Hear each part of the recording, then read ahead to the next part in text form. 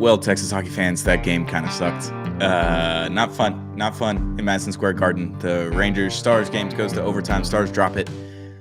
What? 3-2 in overtime. Tough game to lose, especially the way that you played and you kind of fought your way into the lead there in the last part of the third period. It looked good for a second. Ended up not good. Still stole a point. You're in New York. It's points in 19 out of 21. Hard to argue, but welcome to Clean Sheet of Ice, a Texas hockey podcast brought to you by Zing Zang, America's number one bloody remix. We love Zing Zang over here, Zang responsibly all season long. And shout out to Underdog Fantasy. Use promo code CSOY when you sign up.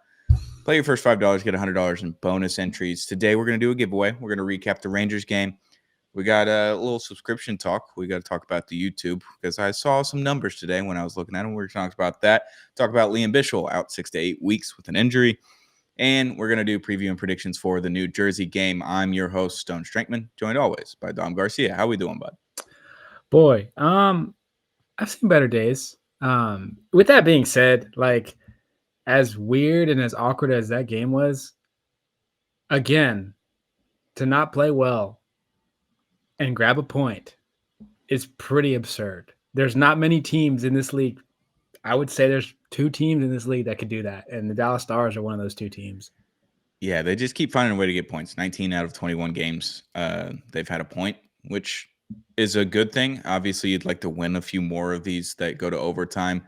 You're 9-1-4 on the road. Great record. You're stealing points. You have points in all but one game on the road this season. So I think that's a huge testament how good this team is. So you play better on the road. That means you got some problems at home, and you got to figure that out. Because typically, Matthew Tkachuk just said it on his podcast, usually the boys like to play at home better. It's just statistically, historically, all of the things. They like to play at home better. They haven't played at home very well this season so far. They've had some stinkers. They've had some good games. They've had some rough games. That's still ended in points, but they're good on the road. So it is what it is. Stars 2, Rangers 3 on the road. That first period, you keep saying it on the pod, and I keep thinking about Casey DeSmith, like letting in that early goal. I'm like, does he really? Or does he just let in the first one and it may not be early in the game? This one, 6 minutes and 51 seconds into the game, he stops the puck originally. It's on a breakaway. Basically a 2-on-1 situation, kind of bad play, bad change, bad bounce, all of the things. They get a 2-on-1, shoots the puck. Casey stops it originally. It leaks through, gets into the crease, and Susie just walks in there and taps it in. And Capo Bianco can't get in there to get the puck away. So there's your early goal. You were right. And after that, absolutely stellar. One of the best goalies in the league. You've called it. You keep getting it right. Yeah. No, and credit to Susie on this play. Like there was a great stick handling and bank pass to set up this goal. DeSmith would want this one back for sure.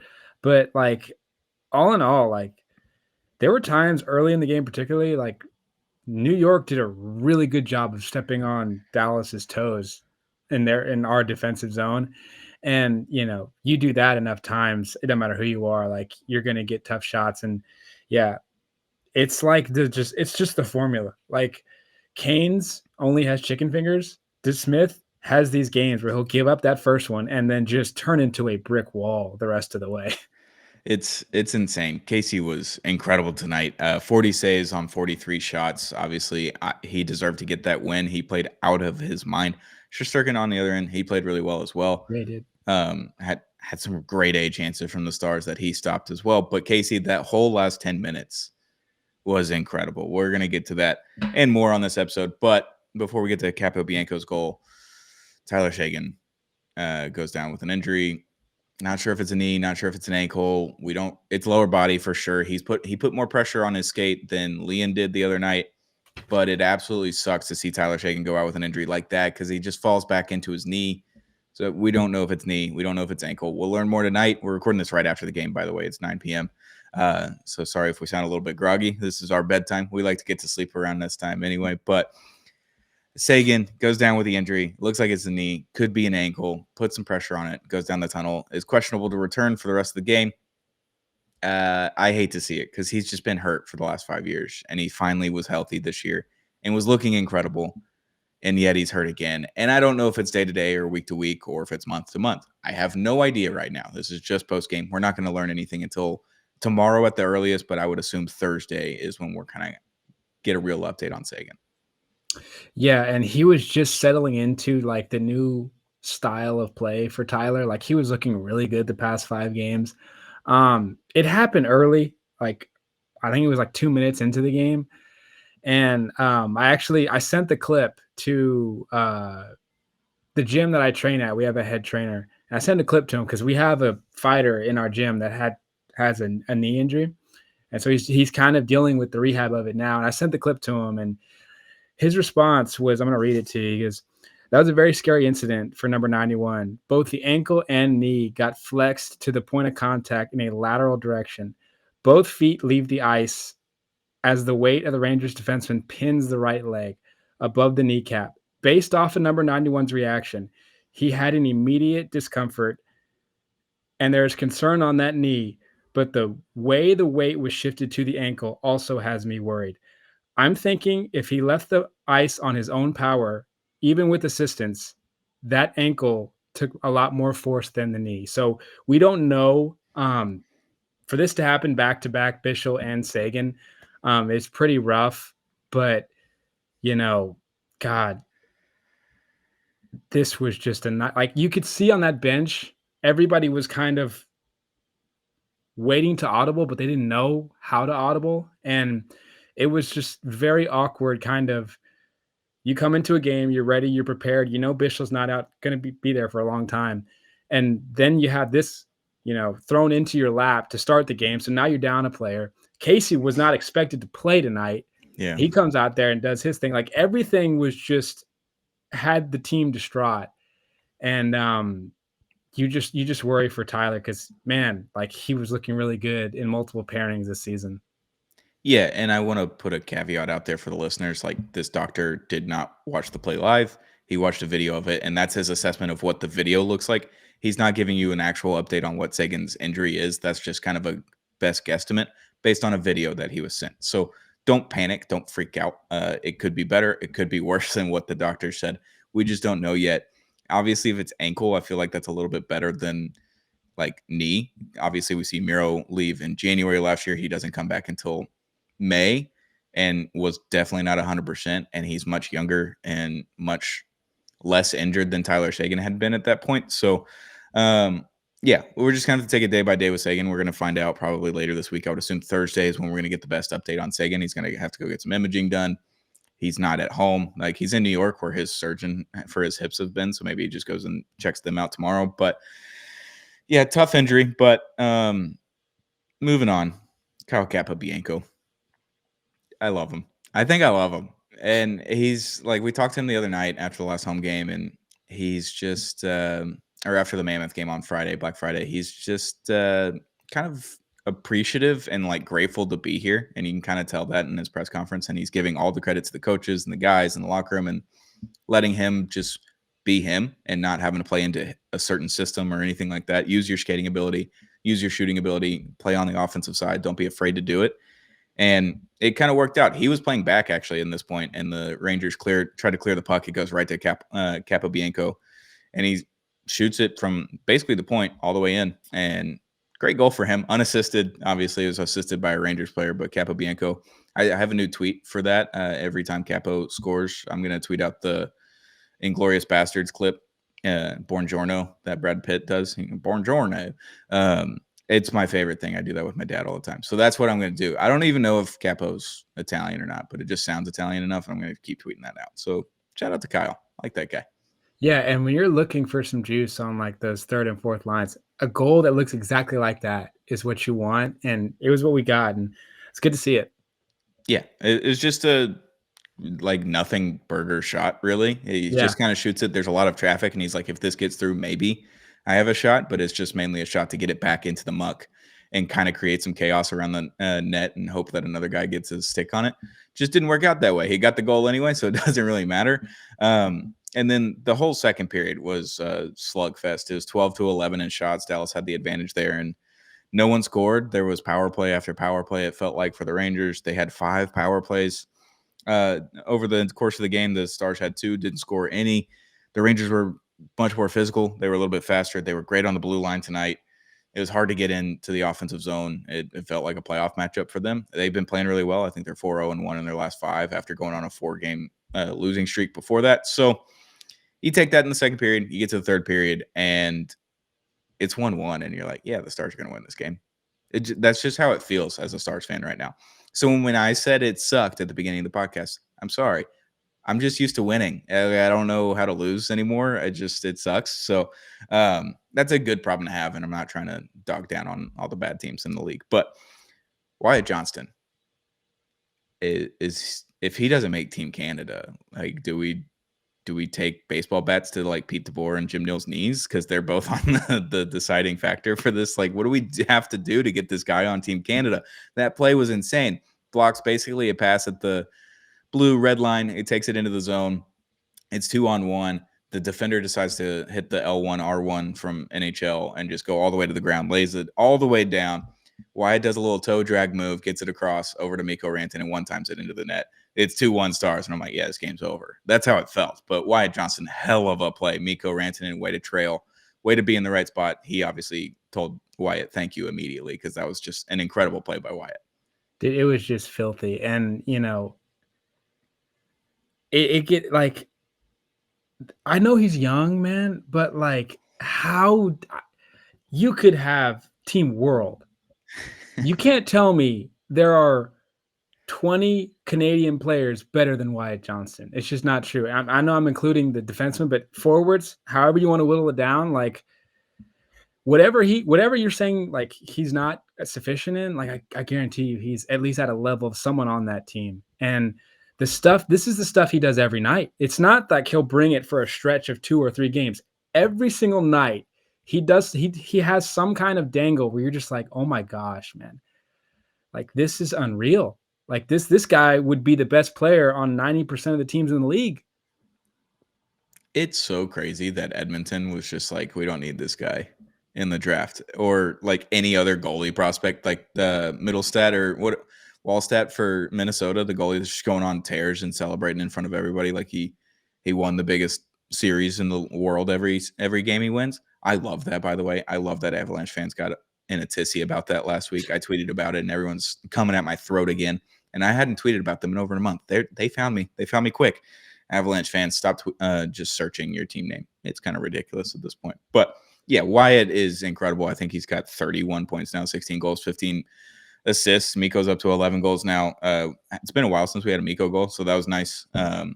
Just an incredible play by Wyatt. And he does everything right. It's PK, it's PP, it's 5-on-5, it's defense, it's offense. He can do it all. He's a 5-way guy, and that's just awesome to have him at $8.45 million or whatever it is. Like, absolutely absurd that we have him less than $10 million, and he's just doing all of these things right now.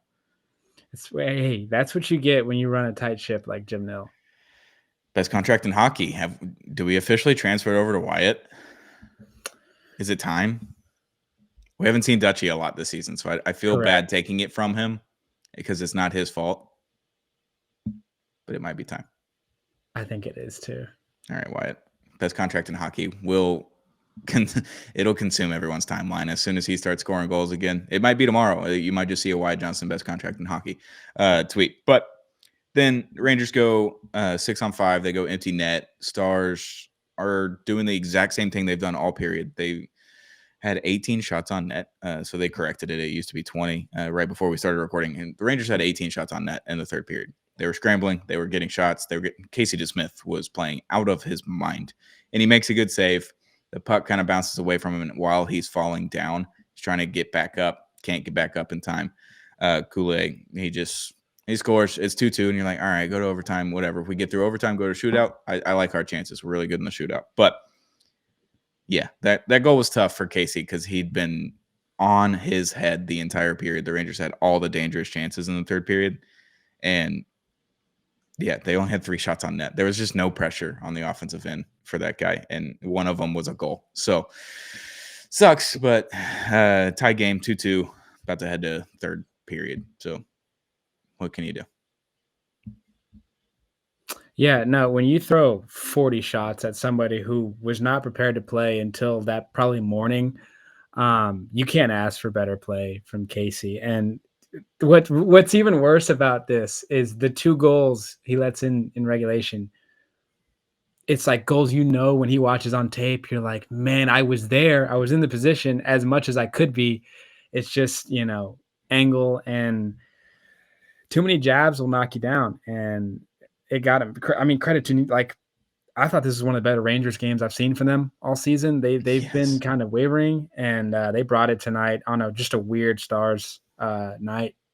Yeah, they couldn't win at home for the first several weeks of the season. Then they go on a 4-game losing streak, and you're like, "Oh no, the sky's falling." And then Sullivan's got the boys going again.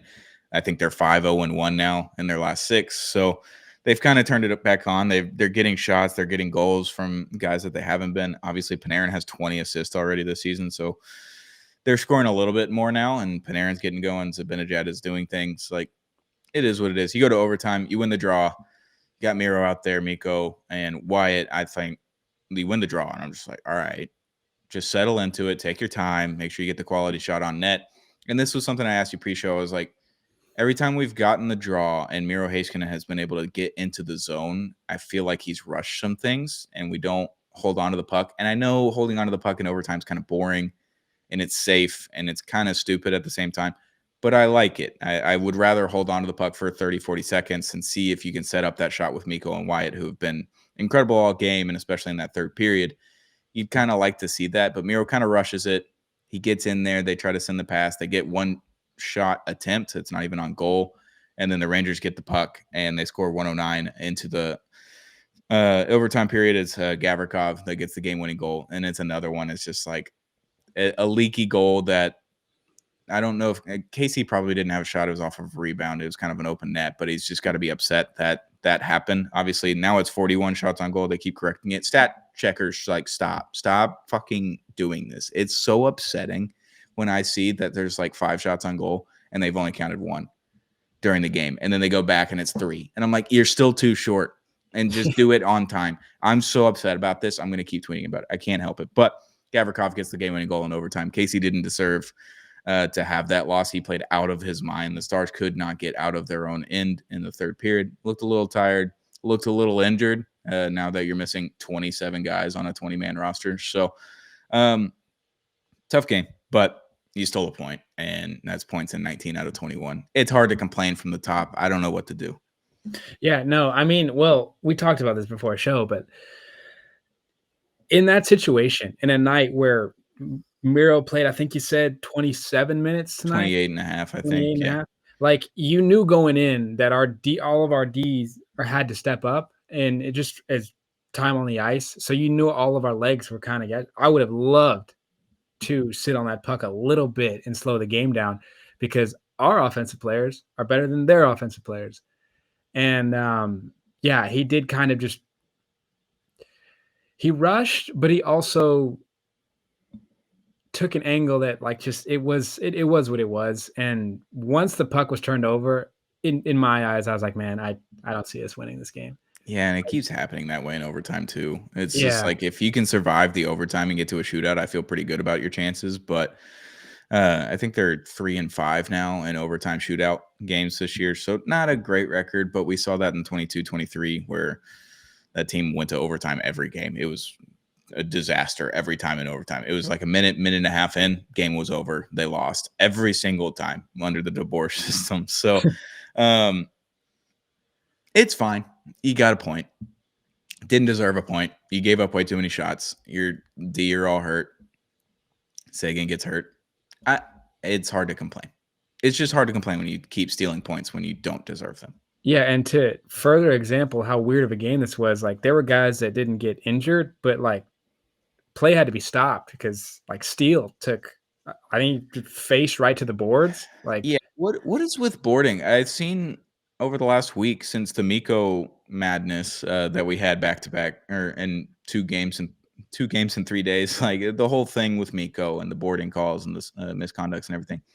Where are the boarding calls? Because it keeps happening in all of these games against the Stars, and they're just not calling them. That one was a little weird. He got cross-checked, tripped into the boards head first. One of those penalties has to be called.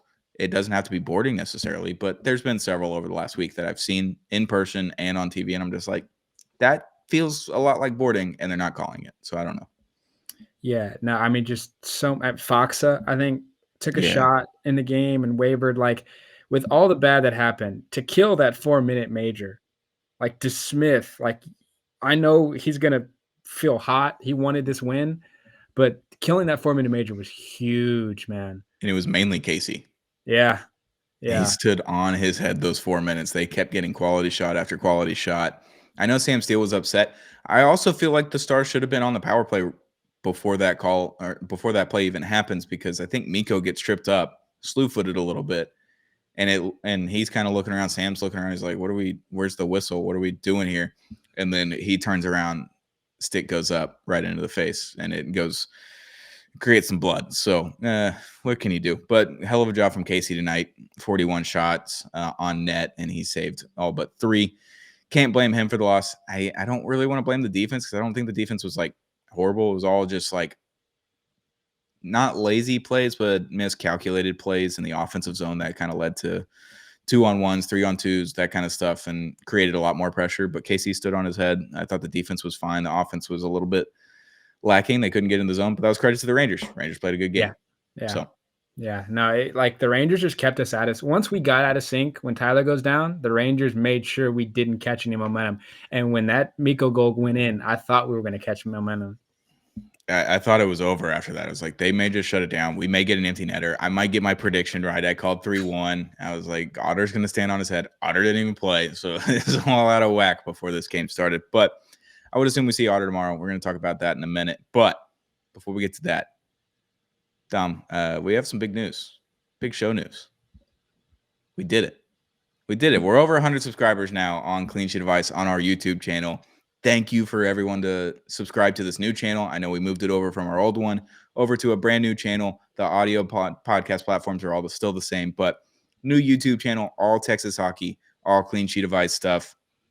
It's been a blast, and we've got over 100 subscribers. So you know what that means. We're giving away one of these Dutchie hats from Victoria E. Green. Great hat by her. She's got a new rendition maybe coming out fairly soon. I don't know when, but this one, I've got one in stock. We're going to give it away for free. If you're in Dallas, I'll come drop it off either at a game or we can meet up for coffee, whatever it is. Go hang out with the fans, or if you're anywhere else in the nation or out of the nation, we'll ship it to you. No problem. But in order to win it, you got to be a subscriber. And the second thing you got to do is comment Dutchie's last call. Just like this hat, it says Dutchie last call on it. You got to comment Dutchie's last call. If you comment on it and you're subscribed to our channel, I will enter you in on a wheel on Monday's episode next week. So when me and Dom hop back on for Monday, we'll do a team wheel or a name wheel, and then we'll put someone will win this Dutchie hat from Victoria E. Green. So thank you to Victoria for giving us one of these hats so we can give it away. And thank you for subscribing, and keep subscribing, because I have another nugget about that. You want to hear about that, Dom? Let's go for it. I hate that I have to say this number, but looking at our metrics on YouTube today, there's about 67% of you that are not subscribed to our channel that continually watch our channel.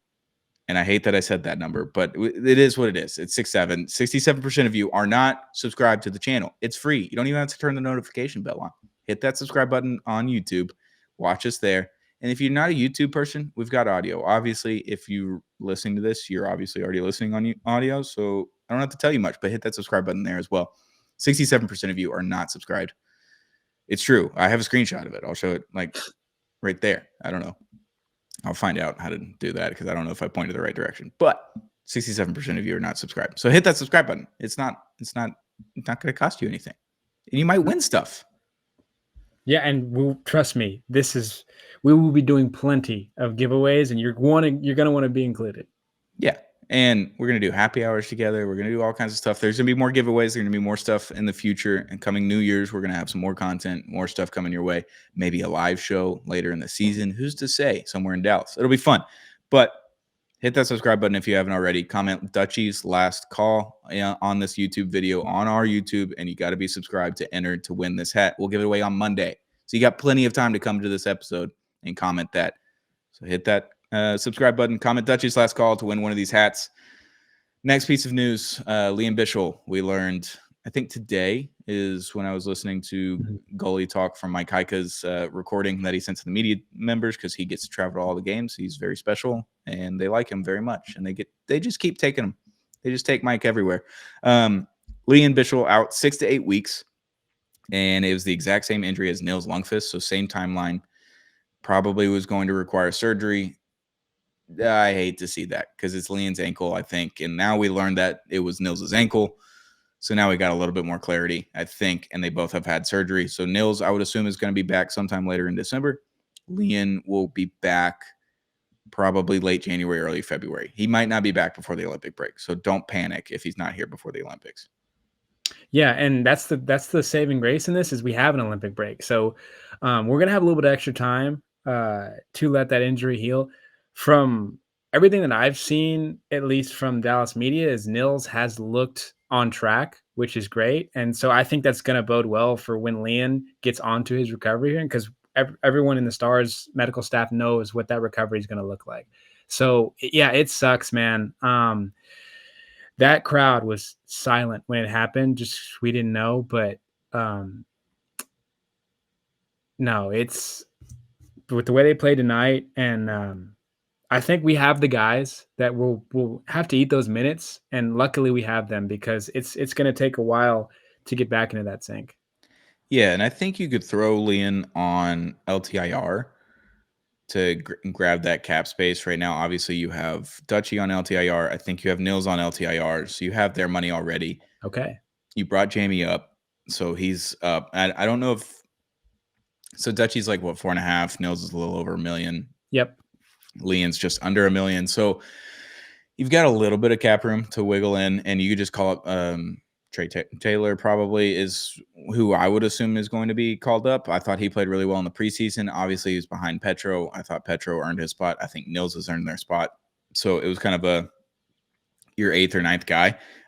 But Capo's come up. He's had some experience in the NHL before, so having him up has been really good. Just more experience. But I would assume Trey Taylor comes up at some point, either tomorrow or after they get back from the road trip for Friday's game.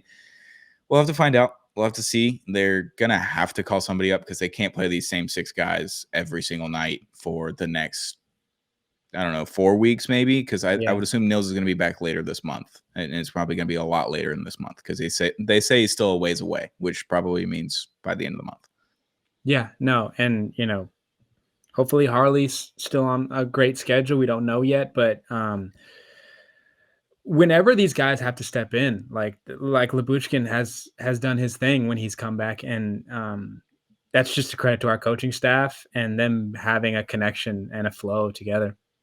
Yeah, it's a good defensive core, and obviously you're missing 3 of your top 4 or Yeah, top yeah, I mean top 5 really. But we're gonna miss Leon. We're gonna miss that physicality. We're gonna miss that just kind of adrenaline boost every time he gets a hit on somebody, or just the fear of him being on the ice. So tough one to have out. But if you can get Nils and Harley back sometime this month, I'm not concerned about this defense. And I'm really not concerned about the defense too much. It's gonna be a little bit more free flowing. There's going to be a lot more chances, probably like we saw tonight. And it's going to be a lot more, probably like the first 10 or so games of the season where we're like, what's wrong with the defense? Everyone's trying to figure out the system. But now you got all these new guys in there. I think Kolyachanik's been really good. I think Capobianco's been really good. Petro's obviously been really good. So you're just making do with what you got. And that's what you're going to have to keep doing for a few more weeks here. And hopefully Harley and Nils can come back this month. And then you get Leon back maybe the end of January before the Olympic break. If not, you'll see him right after the Olympic break, and everybody will kind of have hopefully full health by then. I'm praying. I need health. I need health on this team. They're cursed. It's ridiculous. yeah, no, and you just hope that the hit totals don't take a huge dip because Leon has like half of our hits. So, He's at 80 something for the season, I think. yeah, like I think tonight, I think hits were 17 to 27, Yeah. New York. So, um, if there was a team that can make adjustments, I think these guys will be able to do it. Yeah, they're gonna be fine at the end of the day. I mean, they're 17-5-5. What are we complaining about? They're really good. They're second in the NHL in points and behind Colorado, who's on a historic pace that we saw from Boston a few years ago. That's it. Not worried about it. I'd rather peak in April, May, and June than peak in November. So At the end of the day, it's going to be all right. This loss isn't going to set anybody back. The injuries might, and we got to figure that out. But they'll get through it. They did it last year. They're going to do it again this year. They're even more hurt this year than they were last year, and they're better record-wise. So we'll find out. Before we get out of here, New Jersey, the Devils, we're going over there tomorrow, 6 p.m. No happy hour this week. The games are really early, and I don't want to subject anyone to a live show at 5 p.m. And I don't know if anyone's going to be able to get off of work and participate in chat and all that kind of stuff. So no live stream this week. But New Jersey preview and predictions. The Devils are maybe the second most cursed team in the NHL, but maybe the first because Jack Hughes' hand fell off at a dinner with Frank the Tank. So that's tough. The New Jersey's really good at home. They're really bad on the road. I think it's going to be a tough one. We're going to see Jake in net, I would believe. I would assume he had the illness before this game. They're going to give him an extra day. So Jake in net, defense is banged up. Seguin's now banged up. We're going to have to call somebody up. So we'll see what happens. I don't know what's going to happen. But what do you think? Previews and predictions. New Jersey, as a team, just pisses me off because their record says they're bad. But it's actually a pretty good team. They just squander leads, man. But at home, like you said, they're the team they should be. It's going to take Mikko just taking over to win this game, but I think it's going to be close. Even with all the injuries on our blue line, I still think Dallas is holding teams to 2-goal games, 1-goal games I mean, I don't like the amount of shots DeSmith took tonight, but outside of tonight, we've been really good at limiting shots. So I think, New Jersey at home, just with the adjustments goalie's going to make, I think New Jersey gets this probably in a 3-1, but it's a 2-1 all night and then an empty netter, something along those lines. And then we get out of New York, please. Yeah, they're usually pretty decent in New York, but there's always one game out of these 3 teams in New York that you're just why did that happen? And hopefully it's the Rangers game. Hopefully it's just that one. Yeah. And then we go to New Jersey. I'm going to say, I know I predicted 3-1 for Jake in net against the Rangers. I'm going to predict 3-1 for Jake in net against the Devils. I'm just going to roll that one over. I think Jake's due for a really, really, really, really good game.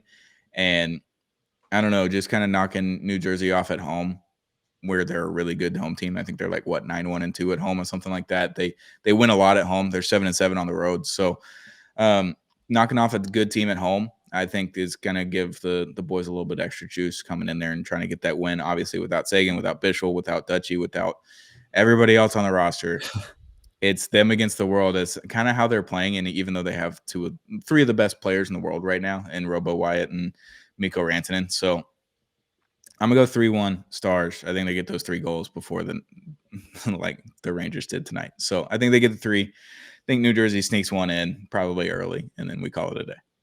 Dude, you could field an entire second line with our injuries.